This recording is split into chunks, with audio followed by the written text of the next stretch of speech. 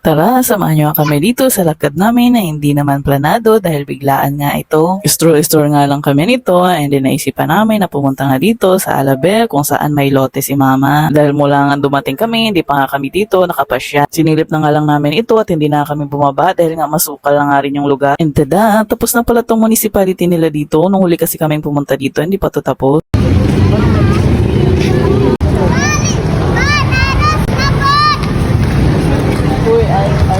Tumambay nga lang kami dito saglit, mga 30 minutes lang rin siguro. And then, naisipan nga ni Mama na may pupuntahan kami restaurant dito. Nang madaanan nga namin ito at dito na nga kami sumabit. Nag-ikot-ikot na nga lang kami dito dahil meron nga rin silang mga tindahan-tindahan dyan at ang mumura pa ng mga tinda nila. At isa nga ito sa napasukan naming tindahan. Alam nyo ba, kahit anong klase dyan, 10 piso lang ang isa. At itong anak ko nga ay nagtuturo ng pang-school supplies. Balak pa atong bumili dito at dalhin doon sa Manila. Sabi ko nga sa online na lang kami bibili. Dagdag dalahin pa namin yan sa bagahe namin. Ang dami nga rin mga cute na accessories dito para sa buhok. At napabili nga rin ako dyan ng 3. Dahil itong mga alaga ko nga ay hindi mahilig magpaayos ng buhok. Kaya kahit pagano kamura ito, hindi nga ako mapapabili ng marami dahil nga mai-stock lang.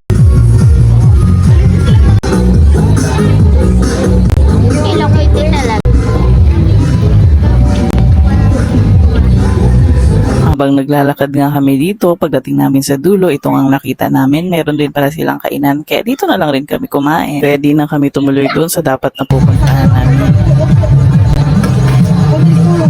Ano yun? At after nga namin dito, no, umuwi na nga rin kami. Pero dumaan nga muna kami dito dahil nga meron nga gustong tikman sila Mama dito. Medyo malayo na to kung saan kami galing. Ang kaso nga lang, lahat nga naman ng order namin dito ay hindi available. Kaya umorder na nga lang tong kapatid ko kung anong meron sila para hindi naman sayang ang pagdaan namin dito.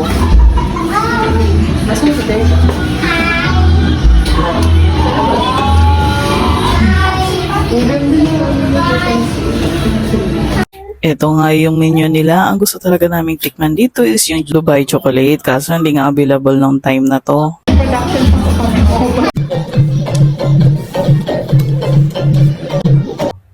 Ayan, at dito ko na nga tatapusin itong aming mini vlog. See you on our next vlog.